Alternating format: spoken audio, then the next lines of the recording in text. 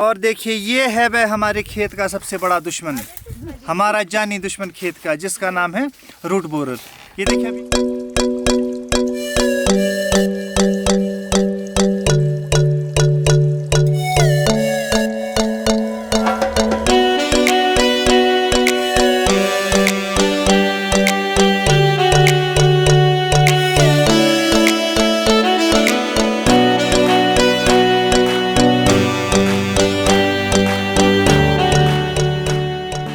Hey everyone, a very beautiful and fresh morning to all of you। कैसे हैं आप सब लोग? आई होप आप सब ठीक ठाक होंगे। सो गाइज़, आज हम लोग जाने वाले हैं अपने खेतों की तरफ और देखते हैं कि आजकल खेतों में क्या काम चला हुआ है। मैंने आज तक आप लोगों के साथ बहुत से एप्पल ऑर्चर्ड की वीडियोस शेयर की हैं, तो आज मैं आप लोगों को ये दिखाना चाहती हूँ कि एक्चुअल में जो हम लोग एप्पल प्रोड्यूस करते हैं उसके पीछे कितनी मेहनत लगती है। हम लोगों को पूरी साल कितना काम करना पड़ता है सेब के पेड़ों के ऊपर। तो चलिए चलते हैं खेतों की तरफ और देखते हैं कि आज खेतों में क्या काम हो रहा है, और मैं आपको बताती हूँ कि हमारे साथ कौन कौन चल रहे हैं।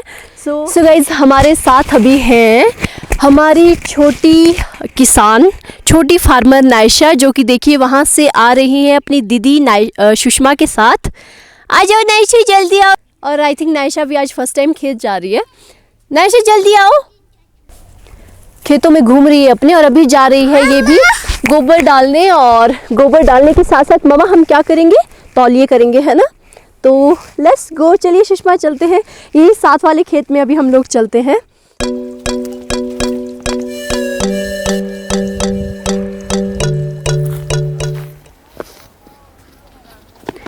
सो गाइज, ये देखिए हम लोग पहुंच चुके हैं अपने खेत में।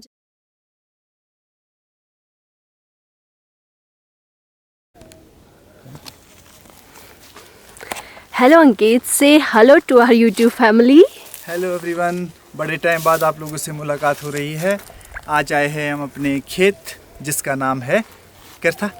केरथा। देखिए क्या नाम है, जिस तरह से आपके और हमारे नाम होते हैं तो हम लोगों ने अपने खेतों के नाम भी रखे थे, ताकि खेत का पता लग जाए कि आज मैं यहाँ हूँ, आज मैं केरथा में हूँ, आज मैं सोबल में हूँ। इस तरह से हम अपने खेतों के नाम रखे होते हैं। तो मैं आज आपको दिखा रहा हूँ कि आजकल हमारे खेतों में क्या काम चला है। आजकल फ़िलहाल हम तौलिए कर रहे हैं और गोबर मिलाने का काम प्रगति पर है, क्योंकि अब देखिए सर्दी आने वाली है, इसलिए हमारे को अपना काम पूरा करना पड़ता है। अदरवाइज़ अगर एक बार बर्फ़ पड़ गई तो सारा काम पैक हो गया। तो मैं आपको बताना चाहता हूँ, मेरे को शायद याद है एक बार किसी ने कमेंट किया था हमारे उस पे चैनल पे ना, कि क्या कहते हैं, ये जो क्या नाम है सेब है, ये आपको एक नेचर की देन है, क्योंकि अगर ये सेब ना हो तो पहाड़ी तो भूखे मर जाएंगे। हाँ, भाई साहब देखिए ऐसा नहीं है। देखिए हम मानते हैं, हम भगवान का शुक्रिया अदा करते हैं कि हमें ये नेचर की गिफ्ट मिली है, पर इसको संभालने के लिए हमारे इसके पीछे जो मेहनत है वो हम आपको दिखाना चाहते हैं। इसके पीछे जो 12 महीने की मेहनत है, तो उसको हम आपको दिखाना चाहते हैं कि 12 महीने हमारे को खेतों में रहना पड़ता है। इन पेड़ों को इतना बड़ा करने के लिए पूरी मेहनत लगती है, तब जाकर ये हमें फसल देते हैं। एक बेटे की तरह बूटे को पालना पड़ता है। बिल्कुल बिल्कुल जी। देखिए जिस तरह से एक बच्चे को आप पालते हैं, उसी तरह से हमें भी इस बगीचों को संभालना पड़ता है। अदरवाइज़ अगर हम एक साल भी मेहनत करना छोड़ दें तो हम सीधा कम से कम 5-7 साल पीछे चले जाते हैं। इसलिए प्लीज़ भाई साहब ये ना सोचिए कि हम मेहनत नहीं करते यार, क्योंकि ये झाड़ियाँ नहीं है, ये सेब है। इसको उगाने के लिए बहुत मेहनत करनी पड़ती है, और वही हम आपको दिखाना चाहते हैं इस चैनल के माध्यम से। इसलिए आइए आज हम आपको दिखाते हैं जो हमारे नेपाली भाई है वो खेत में क्या काम कर रहे हैं। अभी यहाँ पर गोबर मिलाया जा रहा है और साथ में तौलिए किए जा रहे हैं। और सामने जो पेड़ में आपको ये येलो कलर दिख रहा है, ये एक्चुअली एक तरह का साइन होता है। यहाँ पे हम लोगों ने ग्रेटिंग की होती है, यानी कि कलमें लगाई होती हैं, तो याद रहता है कि इस वाली टहनी में कलम लगी हुई है। ये देखिए, ये है एक सेब का पेड़ और इसके नीचे हमने ये रखा हुआ है गोबर, और अभी ये तौलिए कर रहे हैं। तौलिए का मतलब ये है कि जो ये एप्पल का पेड़ है, इसके चारों ओर 4 से 5 फुट हम लोगों को चारों साइड से खोदना होता है, ताकि जो इसकी जड़ें हैं वो फैल पाएँ, और साथ में वहाँ तक पूरी जो नमी है, जो भी सारे पौष्टिक तत्व हैं, जैसे ये गोबर वगैरह है और जो हम खाद वगैरह इसमें डालेंगे, वो सारी इजीली वहाँ तक पहुँच जाए।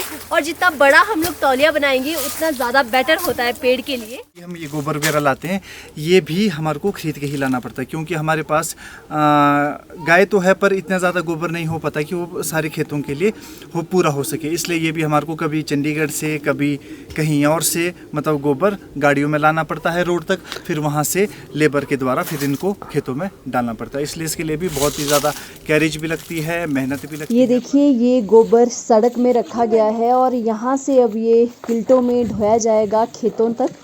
और खेतों में जितने भी पेड़ हैं, हर एक पेड़ के पास एक एक किल्टा गोबर डाला जाएगा। जो छोटे छोटे ये जो पौधे आपको दिख रहे हैं, इनके पास आधा आधा किल्टा भी डालते हैं, बट जो ये बड़े पेड़ हैं यहाँ पे पूरा एक किल्टा डाला जाता है। इस जो गोबर की गाड़ी आप बोल रहे हैं, वो कितने तक की पहुँच जाती है यहाँ आपको? ये अलग अलग तरीके से, जैसे इस बार हमने मंगवाई थी एलपी, एक ट्रक बड़ा मंगवाया था, तो वो पड़ा था हमारे को कम से कम 26-23 हज़ार में, सिर्फ रोड तक। उसमें कम से कम 250-100 किल्टा था गोबर का। पहले हम लोगों को जो ये गोबर है इसको फैलाना है चारों ओर, पेड़ के चारों ओर इसको फैलाना है इस तरह से। और फैलाने के बाद हम लोगों को फिर इसे खोदना है।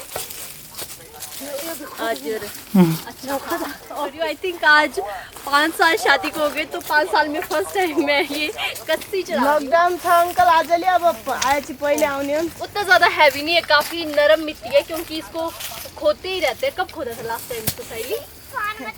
चैत बैसाख में खोदते लास्ट नहीं टाइम। नहीं, मैं अभी तो कर लूँगी, अभी तो पूरा तौलिया करूँगी यार। बस मैं माउंटेन कर दूँ, पहाड़ हूँ मैं वैसे।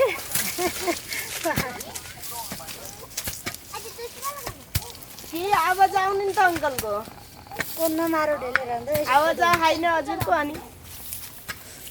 ये देखिए, सारा काम यहाँ पे मैक्सिमम मैनुअली होता है।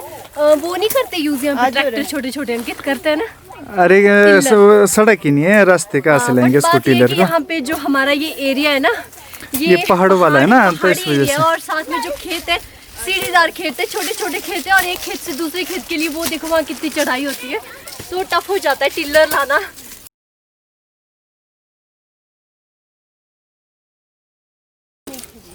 ये क्या अंकित? और देखिए, ये है वह हमारे खेत का सबसे बड़ा दुश्मन, हमारा जानी दुश्मन खेत का, जिसका नाम है रूट बोरर। ये देखिए, अभी क्या नाम है, साइली तौलिया कर रही थी एक, और इसको यहाँ पर जाके मिला ये इन तौलियों के अंदर। एक्चुअल में क्या करता है, ये ना जड़े खा लेता है, साला तने के अंदर होता है। तभी हमारे को क्या नाम है, तौली करना जरूरी है, ताकि ये सारे कीड़े बाहर आ जाए, नहीं तो ये पेड़ सुखा देता है। अच्छा, इसका और हमारा बरसों से 36 कांकड़ा है वाला। अच्छा दिखाओ तो जरा। ये देखिए बेटा, है तो बड़ा सुंदर है देखने में, ऐसी बात नहीं। तो इसके लिए आप कोई स्प्रे वगैरह नहीं करते या कुछ? तभी तो तौली वगैरह करने पड़ते हैं, साथ में ड्रिंचिंग वगैरह करनी पड़ती है, ठीक है ना, जो बरसातों में की जाती है, ताकि ये कीड़े बाहर आ जाए और मर जाए। और ये देखिए, हमारे मेहनती और कर्मठ किसान अंकित, इन्होंने पूरा का पूरा एक तौलिया कर दिया चारों ओर से, और काफ़ी अच्छे से किया। सो वेल डन अंकित, रोज़ सुबह आए और 2-4 तौलिए कर दें रोज़। अभी देखिए, आजकल चला है हमारे इसका गोबर वगैरह का काम। इसके बाद जैसे ये फारिग हो जाएगा, उसके बाद हमारे को करनी पड़ेगी इन पेड़ों की प्रूनिंग। प्रूनिंग मीन्स कि इसकी काट छांट करनी पड़ेगी। अभी तो फिलहाल इसमें देखो पत्ते वगैरह बचे हैं, इसमें जब ये पत्ते सारे झट जाएंगे, उसके बाद पेड़ों की काट छांट हमारे को करनी पड़ेगी। क्योंकि अभी क्या होगा, अभी जो हमारे पड़ने वाली इसके बाद बर्फ़ पड़ जाएगी। अगर ज़्यादा बर्फ़ पड़ी तो क्या हो जाती है, ये टहने टूट जाते हैं फिर, अगर इसको अगर ज़्यादा से रहेंगे ना, इसलिए हमारे को इसकी काट छांट करनी पड़ेगी। और प्रूनिंग के बाद फिर एक बार और हमारे को स्प्रे करनी पड़ती है, क्योंकि जो इसमें घाव वगैरह लग जाते हैं ना। अच्छा, उसको पहले तो पेस्ट भी तो लगाना पड़ता है ना? पेस्ट तो साथ लगाना पड़ता है। ये देखिए, मैं आपको यहाँ पर दिखाना चाहता हूँ, क्या है वो पेस्ट लगा हुआ। यहाँ देखो, यहाँ देखो, ये वाला पेस्ट देखिए, यहाँ देखिए, पिछले साल का ये जो हमने ये कट लगाया था, ये मैं आपको दिखाना चाहता हूँ। ये देखिए, कट लगाया था, उसके बाद यहाँ पर पेस्ट लगाना पड़ता है। इससे क्या होता है, एक तो इसके अंदर पानी नहीं घुसता है, और ये इसकी खाल इसकी चिपक जाती है, वापस आ जाती है इसकी खाल ना, इसलिए पेस्ट लगाना पड़ता है। सड़न नहीं होती मतलब, हाँ, है ना? पेस्ट के बाद हमारे को इसमें एक बार स्प्रे करनी पड़ेगी, क्योंकि हमारे को बर्फ पड़ने से पहले सारे काम खत्म करने पड़ते हैं। देखिए, आपको यहाँ पर एक खेतों में, जैसे आपको दिख रहे होंगे, पेड़ों में बहुत सारी हमने ये मिट्टी लगाई हुई इनके तनों में। एक्चुअल में ये मिट्टी, गोबर और चारे का लेप है, जो ये हमारे को हर साल लगाना पड़ता है। एक अभी दिसंबर में, और दूसरा लगा सकते हैं आप इसको मार्च अप्रैल में। आजकल इस वजह से लगाते हैं क्योंकि देखिए, अब सर्दी आ गई है और पेड़ों से पत्ते झड़ जाते हैं, और जो धूप है वो डायरेक्ट सनलाइट इन तनों पर पड़ती है, जिससे कैंकर रोग लगने का अंदेशा हो जाता है, मतलब लग सकता है इसमें। इसलिए इसको बचाने के लिए हमारे को ये मिट्टी का लेप लगाना पड़ता है। ये दुकान में भी मिल जाता है रेडीमेड, ठीक है ना। ये देखिए, यहाँ ऊपर वाले बगीचे में मैं आपको दिखाना चाहूँगा, ये वाला लेप क्या नाम है, मार्केट में मिल जाता है। काम दोनों का सेम होता है, कि मेन काम क्या है इसका, तनों को बचाना कैंकर से। इस वजह से हमारे को ये भी लगाना पड़ता है, और ये हम लगाते हैं मेरे ख्याल से अक्टूबर के बाद लगा देते हैं, क्योंकि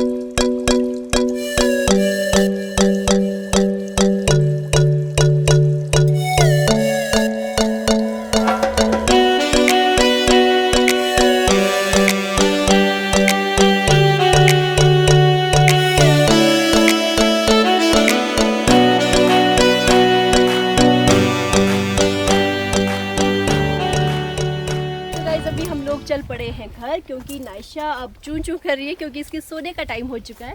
और यहाँ से देखिए हमारा घर भी दिख रहा है, वो देखिए वहाँ पे, आई होप आपको दिख जाएगा जूम करके, पेड़ों के बीच से। एंड गाइस, मैंने आप लोगों को बताया था कि जो ये पहाड़ों के खेत होते हैं, देखिए किस तरह से होते हैं, सीढ़ीदार से होते हैं, और एक से एक खेत से दूसरे खेत के लिए हम लोगों को इस तरह से चढ़ना पड़ता है, जो कि मैक्सिमम टाइम संकरे से रास्ते होते हैं। हाँ जी चलो यहाँ से देखिए, इस तरह के छोटे छोटे से मतलब रास्ते खुद ही लोगों ने बनाए होते हैं, संकरे से पतले पतले से रास्ते, बट हम लोगों को आदत होती है इन रास्तों से चलने की। तो आज की वीडियो में आप लोगों ने देखा कि हम लोग खेतों में क्या काम कर रहे हैं और किस तरह से सेब के पीछे की मेहनत होती है। ये तो एक बस छोटी सी वीडियो थी, इस तरह से पूरी साल हम लोगों को सेबों के पेड़ों की केयर करनी पड़ती है। तो आई होप आप लोगों को वीडियो अच्छी लगी होगी, और अगर वीडियो अच्छी लगी होगी तो आपको पता है कि क्या करना है आप लोगों को। वीडियो को लाइक, कमेंट और शेयर करना है, और साथ में जिन लोगों ने चैनल को सब्सक्राइब नहीं किया है उन लोगों को भी चैनल को सब्सक्राइब करना है। सो मिलते हैं नेक्स्ट वीडियो में, तब तक के लिए bye bye and take care. और नायशा बाय कर दो, बाय बाय कर दो, बाय कर दो, बाय।